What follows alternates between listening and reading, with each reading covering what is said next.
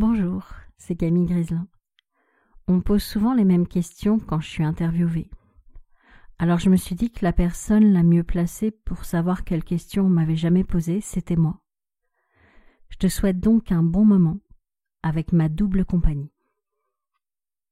Alors Camille, quelle est une critique ou un feedback que vous avez reçu et qui vous a vraiment marqué ou aidé à grandir? Une élève à mes débuts qui autour de chaises le soir m'avait dit « J'ai détesté cette journée. Je l'ai trouvée interminable. » Ça m'a permis de prendre conscience de l'importance d'alterner la théorie et la pratique. Sur le coup, ça m'a blessée, mais en fait, ça a été un grand cadeau qui m'a permis d'améliorer ma formation. Maintenant, si on me fait une critique négative, je me dis « Ok, ça ne me fait pas plaisir à entendre, mais en quoi ça pourrait m'aider à améliorer les choses ?» Bon, parfois, c'est une critique sans fondement qui ne me sert à rien. Mais quand elle peut m'apporter quelque chose, je passe au-delà de la blessure de mon ego. Camille, quelle est une conviction profonde que vous aviez il y a 10 ou 15 ans et que vous avez complètement abandonnée aujourd'hui? J'avais la croyance que tout le monde peut être entrepreneur. J'ai réalisé que non. Tout le monde ne le pouvait pas car tout le monde surtout n'en avait pas réellement envie au fond de lui. Ça a changé mes coachings. Quand je coach un entrepreneur en difficulté, je lui ajoute toujours comme porte des possibilités. Et si ce n'était pas fait pour toi? Si c'était juste une expérience à vivre? Certains sont tellement soulagés que je leur donne l'autorisation d'abandonner. Et d'autres, ceux qui sont vraiment entrepreneurs dans l'âme, refusent catégoriquement cette idée. Ils ne lâcheront jamais rien. Camille, si vous pouviez dîner avec n'importe quel personnage, réel ou fictif, vivant ou mort, qui choisiriez-vous et quelle serait la première question que vous lui poseriez? J'aimerais passer un moment avec mon oncle. Je n'ai pas pu lui dire au revoir et j'aurais plein de choses à lui dire. Je lui demanderais plein de conseils. Il était dans le commerce, il était drôle, et je suis sûre que sa vision des choses, surtout depuis là où son âme se trouve aujourd'hui, me serait très précieuse. Mais je n'aurais pas spécialement envie de rencontrer quelqu'un de connu. Je suis pas vraiment fan des gens connus. Surtout quand je vois l'envers du décor. Les personnes qu'on a idéalisées comme l'abbé Pierre, Gandhi ou Mère Teresa.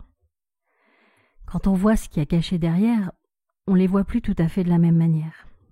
J'ai jamais été fan de personne. C'est d'ailleurs pour ça que quand je rencontre une célébrité, je ne la place pas sur un piédestal. Pour moi, c'est une personne humaine comme moi, avec ses doutes et ses blessures.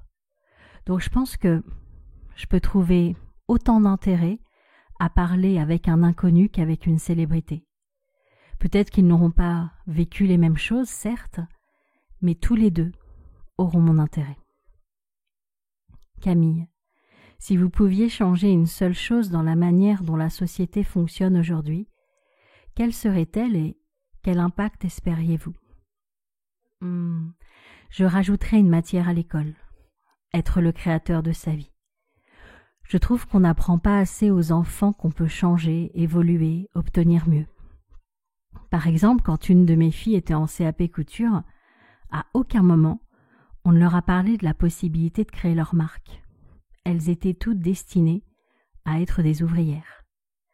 Mais ma fille a monté sa propre marque et on s'est toujours dit qu'à la place des cours de physique qui n'avaient rien à voir avec les matières ou les procédés chimiques de traitement des vêtements, elle aurait préféré avoir des cours d'entrepreneuriat. En fait, je suis convaincue que si tout le monde avait une nouvelle croyance que tout est possible, qu'ils sont capables de se créer une vie à leur mesure, ça changerait beaucoup de choses. Il y aurait moins d'injustice, il y aurait moins de combats, en étant persuadé que si j'ai pas ce que je veux, c'est à cause de l'autre.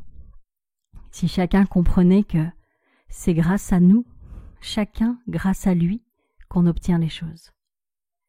Camille, quelle est une tendance actuelle, sociétale, technologique, culturelle, que la plupart des gens sous-estiment à votre avis? Je crois que les gens sous-estiment le pouvoir qu'ils ont sur leur vie, et notamment sur leur qualité de vie et leurs revenus. Ils se contentent de ce qu'on leur donne, au lieu de se créer mieux. Quand j'encourage les gens à investir même juste 20 € par mois, ils tombent de haut. Ils pensaient que l'investissement était réservé aux riches. Par exemple, quand ma fille a acheté son premier appartement avec un 20 € au McDo, elle m'a dit « En fait, c'est facile d'acheter. Pourquoi il n'y a aucun jeune de mon âge dans mon entourage qui fait pareil ?»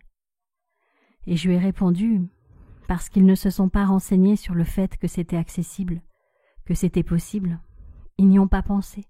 Peut-être qu'ils n'ont pas eu le modèle sous les yeux. Toi, tu m'as vu investir et c'est pour ça que tu t'es dit que c'était possible. » Camille, quel est le plus grand mythe ou idée fausse concernant votre domaine d'expertise ou votre parcours que vous aimeriez déconstruire? Eh bien, la croyance qu'un praticien du bien-être est un humain et qu'il peut donc aller aussi mal que son patient client. Je pense que c'est important d'aller bien, de se l'appliquer à soi-même, d'appliquer ses propres outils. C'est une responsabilité d'accompagner les autres. Et je pense que si quelqu'un va mal, il faut d'abord qu'il prenne soin de lui avant de prendre soin des autres. J'en vois tellement qui entraînent leurs clients dans leur propre mal-être. Je trouve qu'on devrait arrêter d'accompagner quand ça va pas.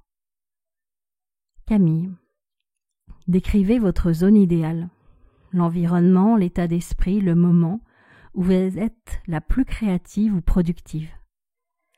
J'ai énormément de créativité dès que je rencontre le nouveau. Une nouvelle personne, une nouvelle situation, un nouveau pays, une nouvelle série.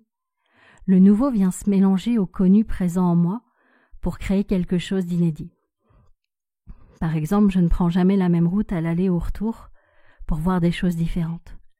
Je suis de ceux qui adorent l'inconnu parce que je vais créer de l'inédit en le rencontrant. Camille, y a-t-il une routine ou un rituel quotidien, même étrange, sans lequel vous ne vous sentiriez pas complète? Oui, j'ai besoin de réfléchir, de philosopher. Même si je n'avais aucun moyen d'écrire, on ne pourrait pas m'enlever ma capacité à me poser des questions, à observer. Certains de mes clients voudraient que je coupe leur mental ou vont au sport pour se vider la tête, mais moi j'adore ce qu'il y a dans ma tête. J'adore tout ce que mon mental fait. Je ne m'ennuie jamais, car je suis toujours en train de réfléchir à la vie et j'adore ça. J'adore ma vie. Camille, quel a été le projet ou la tâche la plus difficile que vous ayez jamais entreprise, non pas à cause de sa complexité, mais à cause des défis émotionnels ou personnels qu'elle a posés? J'ai dû me séparer de mon personnel. Je l'ai d'abord vécu comme un échec. Bon, je savais qu'ils se relèveraient tous, j'avais confiance en eux, en leurs capacités. J'étais pas inquiète pour leur avenir, mais j'avais l'impression de les avoir trahis, déçus. Parce que, ensemble, on avait rêvé du développement de l'entreprise. On s'était déjà imaginé une grande réussite et tout ce que cela allait impliquer comme conséquence. Alors bien sûr, en réalité, je les ai pas trahis. J'y croyais vraiment. J'ai vécu les choses à fond avec eux et avec foi. J'ai pleuré devant eux quand il a fallu leur annoncer cette décision. Et puis finalement, avec le recul que j'ai aujourd'hui, les choses sont bien faites, car j'ai retrouvé un élan, une façon de gérer mon entreprise qui me convient mieux que quand on était beaucoup. Camille, si vous pouviez avoir un panneau d'affichage géant dans votre ville avec n'importe quel message, qu'est-ce que vous écririez et pourquoi? Je mettrais « Regardez tout ce que vous avez déjà accompli, tout ce que vous possédez déjà, tout ce qui est déjà là sous vos yeux. Le déjà compte. » Parce que les gens sont toujours insatisfaits de ce qu'ils ont, de ce qu'ils sont, de ce qu'ils font. Ils ne se rendent pas compte de la chance qui est déjà là. Pour moi, pour accéder à un niveau supérieur, il faut déjà apprécier celui-là. La gratitude est super importante. Et être dans la gratitude, ce n'est pas se contenter de ce qui ne nous convient pas. C'est remercier pour ce qu'on aime dans ce qu'on a déjà. Par exemple, je dis souvent dans ma tête « Merci, j'adore ce moment que je suis en train de vivre, à cet instant précis. Je veux vivre encore d'autres moments magiques comme celui-ci. Et il y a d'autres moments de la journée, j'ai pas spécialement envie que eux se reproduisent. Donc en fait, je m'envoie l'information de ce que je veux vivre à nouveau et de ce que j'ai suffisamment vécu comme expérience. Camille, quelle est une compétence ou un hobby que vous avez développé qui n'a absolument aucun lien avec votre profession principale, mais qui vous apporte beaucoup? Eh bien, j'adore l'investissement, notamment immobilier depuis toujours. J'ai acheté ma première maison hyper tôt. J'adore l'architecture, les vieilles maisons. Si j'avais plus d'argent, enfin non, quand j'aurai beaucoup plus d'argent, j'aimerais acheter des vieilles maisons à l'abandon pour les restaurer. Je trouve qu'avant on savait faire du beau. Il ne fallait pas être productif à tout prix, on prenait le temps de faire des sculptures sur les bâtiments. Je voudrais sauver ce beau. Camille, y a-t-il une phrase, une citation ou même une chanson qui vous sert de mantra ou de boussole dans les moments difficiles? Oui. Cette citation, c'est « Ce n'est pas parce que nous vieillissons que nous arrêtons de rêver, c'est parce que nous arrêtons de rêver que nous vieillissons. » J'ai hyper besoin d'avoir toujours des rêves et des projets. Je n'ai pas le même fonctionnement que Sébastien pour plein de choses, alors je fais beaucoup plus de plans toute seule, que ce soit pour l'investissement ou autre. Je ne peux pas me contenter de me réjouir pour la prochaine chose, j'ai besoin qu'il y ait d'autres prochaines choses derrière. Camille, si vous deviez vivre pendant 1 mois dans un monde fictif, livres, films, jeux vidéo, etc., lequel choisiriez-vous et que feriez-vous là-bas? J'irai dans l'émission L'Agence. Même si tout est orchestré, j'aimerais bien pendant 1 mois jouer les agents immobiliers de luxe pour aller visiter tout un tas de belles maisons. Encore mon amour de la pierre, mais aussi ma passion pour l'individu, pour rentrer un peu dans l'intimité des gens, pour voir comment ils vivent, pour comprendre comment ils ont construit tout ça. Camille, décrivez un moment où vous avez dû faire confiance à votre intuition contre toute logique ou avis extérieur. Qu'est-ce qui s'est passé? Quand j'ai acheté mon viager, on m'a dit que c'était malsain de parier sur la mort de quelqu'un. Moi, je voyais ça comme une aide que j'apportais à une personne pour lui permettre d'avoir de meilleurs revenus jusqu'à la fin de ses jours. On m'a aussi dit que le viager, c'était le pire investissement au monde. J'ai pourtant gagné plus de 70 000 € en 4 ans. Pareil pour d'autres investissements que j'ai faits. Par exemple, une personne de ma famille m'a dit « Demande-moi conseil la prochaine fois, ça t'évitera de faire n'importe quoi. » Sauf que mon n'importe quoi me rapporte beaucoup plus que c'est comme il faut faire. Camille, quel est le plus grand risque que vous ayez pris dans votre vie, personnelle ou professionnelle, et qui a payé ou au contraire a été un désastre? Eh bien, j'ai monté ma 3e entreprise alors que je n'avais plus aucun revenu, que j'élevais seule mes 3 filles et que j'avais déjà fait 2 faillites. Ce n'était pas de l'inconscience, car j'avais créé d'autres solutions pour pouvoir m'en sortir. Être propriétaire d'une maison qui ne me coûtait aucun loyer, vendre les vêtements trop petits de mes filles et absolument tout ce que les gens me donnaient, quand ils n'utilisaient pas quelque chose. Je savais que même si mon entreprise ne marchait pas, mes filles auraient toujours de quoi manger, s'habiller, avoir un toit sur leur tête et partir en vacances. Et puis, un autre risque que j'ai pris, c'est d'aimer. D'aimer malgré des séparations, malgré des chagrins d'amour, malgré un cœur brisé.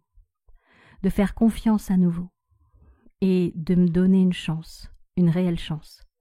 D'ailleurs, quand j'ai rencontré Sébastien, disons quand on est sortis ensemble, parce que je l'avais rencontré en tant que client 1 an avant, on a cherché une maison à acheter dans la première semaine où on s'est mis ensemble. J'ai pris le risque d'y croire pleinement, malgré les déceptions d'avant. Camille, on demande souvent si vous pouviez donner un conseil à votre moi de 18 ans, sachant tout ce que vous savez maintenant, mais moi j'ai envie de vous demander l'inverse. Si votre moi de 18 ans pouvait donner un conseil au vous d'aujourd'hui, quel serait-il? La moi de mes 18 ans était passionnée par le commerce et le marketing. C'était les études que je faisais. Je pense qu'elle me reconnecterait à mon sens du commerce, que je n'utilise peut-être pas assez, parce qu'il est rentré en conflit avec mon altruisme et les valeurs chrétiennes qu'on m'avait inculquées. Je lui redonnerai sa valeur et je me réconcilierai davantage avec lui. Camille, quel est le plus beau compliment que vous ayez jamais reçu Et pourquoi vous a-t-il touché particulièrement? C'était quand on m'a dit que j'avais été courageuse. J'ai vraiment pris ça comme une reconnaissance de tout ce que j'avais vécu en silence. Je n'ai jamais été du style à me plaindre, ni auprès de mes parents, ni qui que ce soit. Pour ne pas les inquiéter, je leur ai jamais raconté mes galères, ne leur ai jamais demandé d'argent et j'ai surmonté beaucoup d'épreuves sans en parler à personne. Alors quand on m'a dit que j'avais été courageuse, même si la personne n'était pas au courant de tout ce que j'avais vécu, ça m'a fait un bien fou. Camille, y a-t-il une idée, un concept ou un produit que tout le monde adore, mais que vous détestez secrètement? Et pourquoi? Alors c'est pas secret, mais je déteste le all-inclusif. J'ai essayé pourtant. Mais je trouve que c'est souvent bas de gamme. Tout est inclus, d'accord, mais rien n'est de qualité. Quand je suis en vacances, c'est pour satisfaire tous mes sens, pas pour manger dans une cantine. Donc je cherche absolument pas cette formule. Camille, si vous pouviez ressusciter une chose du passé, une tendance, un objet, un état d'esprit, laquelle serait-elle et pourquoi? La tendance sans téléphone. Quand les enfants jouaient dehors jusqu'à pas d'heure et qu'ils se servaient de leur imagination lorsqu'ils s'ennuyaient. Je suis nostalgique de nos relations humaines d'avant, quand nous nous parlions en face à face, et pas en FaceTime. Maintenant, Camille, j'aimerais vous poser des questions en rapport avec le bien-être. Si votre bien-être était une batterie de téléphone, quels sont les chargeurs qui le rechargent le plus efficacement et quelles sont les applications qui le déchargent le plus rapidement sans que vous ne vous en rendiez compte? Alors, pour la charge, il y a de nombreux éléments comme le sommeil, mais le principal pour moi, c'est mon imaginaire. Il est ma station spatiale de repli, dans laquelle je peux me créer mon monde, me concentrer sur mes projets. Je peux m'y téléporter à tout moment, même avec du bruit ou des gens autour de moi. Je me mets en état de conscience modifié très vite. Et pour la décharge, clairement, les gens qui se plaignent sans chercher de vraies solutions. Les oui mais, ils ne veulent pas réellement aller mieux, ils veulent juste qu'on les plaigne. Camille, décrivez un moment où votre corps ou votre esprit vous a envoyé un signal d'alarme très clair que vous avez d'abord ignoré et les conséquences qui en ont découlé. Qu'avez-vous appris sur l'écoute de vous-même à partir de cette expérience? Eh bien, avant de faire ce métier, j'avais souvent des angines, des maux de gorge. Puis je me suis mise à écrire à chaque fois que j'avais un début de mal de gorge. Depuis, ça s'arrête à des débuts. C'est-à-dire que mon corps continue à s'exprimer pour me dire que quelque chose ne va pas. Je ne l'ai pas bâillonné. Mais par contre, une fois que j'ai entendu son alerte, j'écris et ça passe. Attention, c'est une expérience personnelle. Je ne dis pas qu'il ne faut pas consulter son médecin et que tout se règle par l'écriture. Camille, quelle est une croyance populaire ou un cliché sur le bien-être?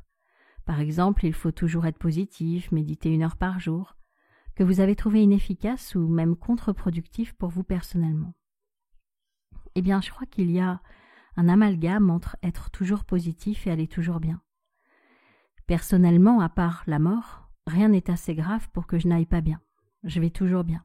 Mais je ne suis pas toujours positive, dans le sens où je pense aussi au fait que certaines choses négatives puissent arriver, afin de les anticiper. Par exemple, quand je pars en vacances, je prévois qu'il puisse faire différentes températures et pas que du beau. Quand je pense à mon entreprise, je n'ai pas mis tous mes œufs dans le même panier. J'ai aussi pris un système d'alarme chez moi. Être prévoyant, réaliste, penser au risque est pour moi nécessaire. C'est avoir une pensée complète. Je suis optimiste, dans le sens où je sais que je trouverai toujours une solution quoi qu'il arrive, mais je suis réaliste que des choses moins agréables puissent arriver, sans pour autant les provoquer parce que je les ai pensées dans mes possibilités. Camille, si vous pouviez créer une nouvelle discipline olympique du bien-être qui mesurait une forme de force mentale ou émotionnelle, quelle serait-elle et quelles épreuves comporterait-elle? Eh bien, je crois que je mesurerais l'impact du pouvoir de la contribution sur notre propre bien-être, notre propre bonheur. Il faudrait aider les autres dans l'épreuve, pas en faisant à leur place, mais en additionnant nos forces, pour gagner une médaille de satisfaction personnelle et altruiste. Je pense vraiment que faire du bien aux autres, ça nous fait du bien à nous-mêmes. Camille, quelle est la chose la plus inattendue ou la plus simple que vous ayez intégrée à votre routine, qui a eu un impact disproportionné sur votre bien-être général? Eh bien, par exemple, j'aime pas du tout regarder les informations. Sébastien, lui, il aime bien les regarder tous les soirs. Alors pendant qu'il le fait, moi je vais dans ma chambre, comme une adolescente, je ferme ma porte. J'écoute de la musique, je danse, j'écris. J'ai vraiment l'impression de m'offrir un voyage dans le temps qui me fait un bien fou. Maintenant, Camille, j'aimerais vous poser des questions en rapport avec la réussite et l'argent. Si l'argent n'était plus une monnaie d'échange et que la valeur était mesurée par autre chose, le temps donné, la sagesse partagée, les compétences créatives, comment votre définition de la réussite changerait-elle? Et à quoi ressemblerait une vie riche pour vous dans ce nouveau système? Tout d'abord, je ne diabolise pas l'argent. Je n'ai même aucune honte à dire que j'aime cette énergie. On peut faire de très belles choses avec l'argent. C'est compatible avec la bienveillance et l'altruisme. À chaque fois que je paye quelque chose à un artisan, par exemple, je pense à tout ce que cela va lui apporter à lui et sa famille. Je pense que l'argent est déjà un échange de savoir-faire, de génie de chacun, pas forcément de temps consacré. Je te donne un exemple. Si la personne qui s'occupe de mon référencement SEO me garantit, par exemple, d'être en première page de recherche pour formation hypnose, je me fous totalement qu'elle ait passé 5 heures ou 5 jours. Je ne veux pas lui payer son temps mais son expertise. Pour moi, la réussite, c'est en partie quand chacun aime ce qu'il fait, qu'il prend du plaisir à le faire, car il est dans sa zone de génie. Mais je pense que la réussite, c'est beaucoup plus que cette simple phrase, que sa définition est beaucoup plus complexe et propre à chacun.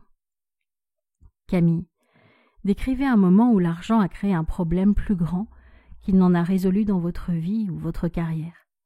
Qu'avez-vous appris de cette expérience inattendue? Eh bien, à un moment, j'ai été fâchée contre l'argent. J'en pouvais plus de payer autant d'impôts. J'ai eu envie de gagner moins, de dépenser moins. Je me rappelle, c'était un moment où on avait prévu depuis longtemps nos billets d'avion pour New York. J'ai dit à Sébastien, on a les billets, alors on y va quand même. Mais je veux dépenser le moins possible.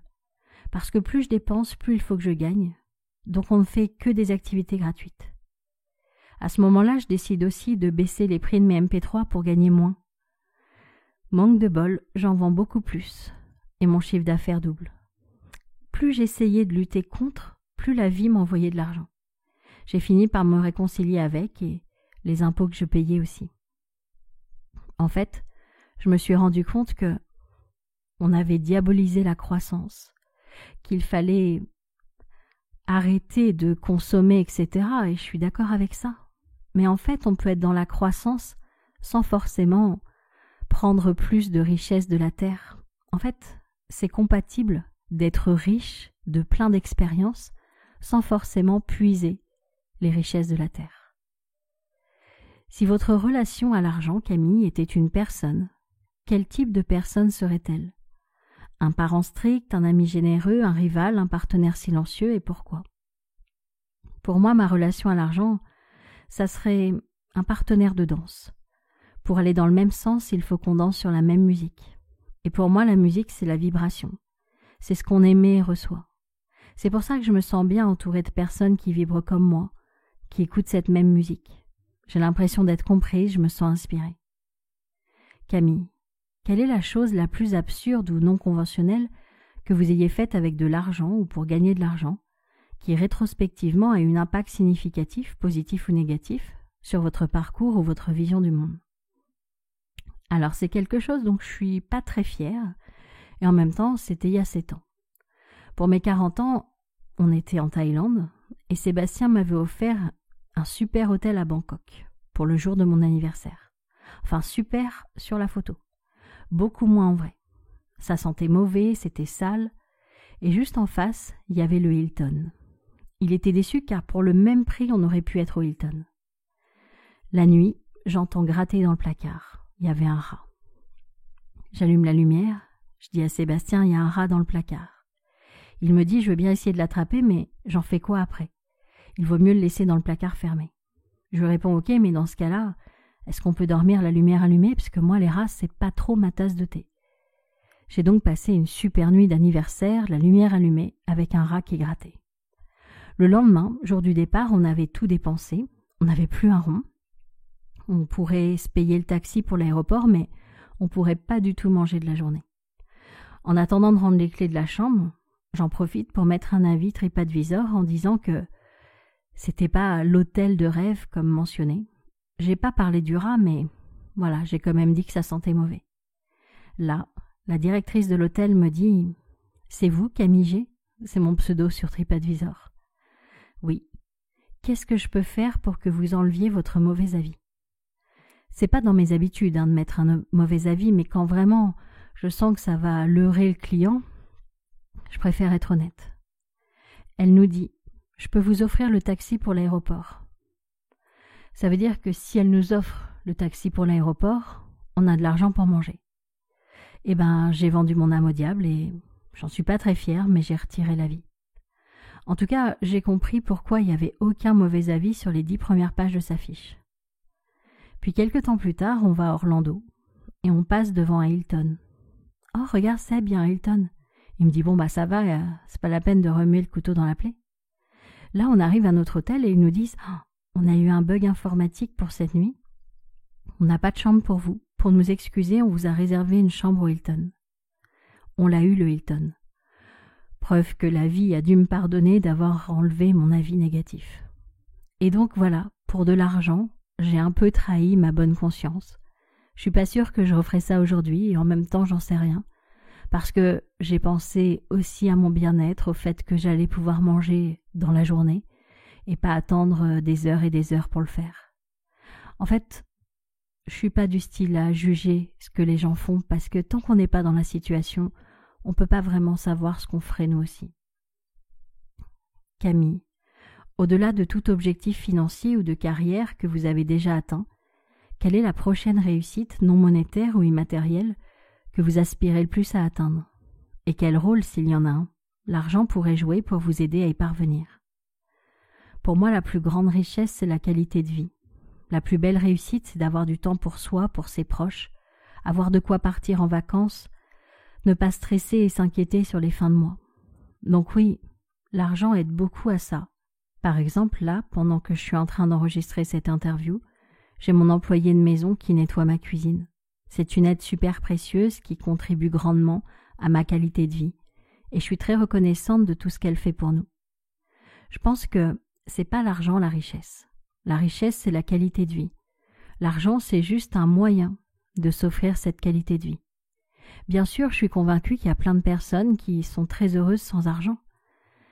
Mais je peux te dire que quand tu as connu l'argent, tu as connu le confort, les massages, etc., c'est difficile de retourner en arrière. Alors bien sûr, je peux aimer un pique-nique sur la plage, des choses très simples. Mais ma qualité de vie, le confort, un lit confortable, une chambre où tu dors, il n'y a pas de bruit, il n'y a pas de grosse chaleur qui t'empêche de dormir, tout ça pour moi c'est hyper important. Ça fait partie de mes essentiels d'avoir de la qualité. Camille, je vous remercie d'avoir répondu à toutes ces questions. Merci pour votre honnêteté. Merci pour votre humanité. Merci pour vos ambivalences. Merci pour vos ombres que vous acceptez de mettre en lumière.